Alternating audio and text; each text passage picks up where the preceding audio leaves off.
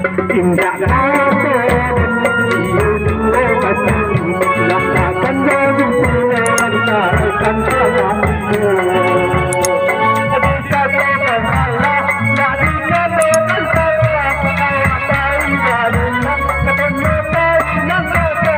Kerana tengah malam dan pulang pagi hari, tujuan dan hari jaga anak ini. Indah kata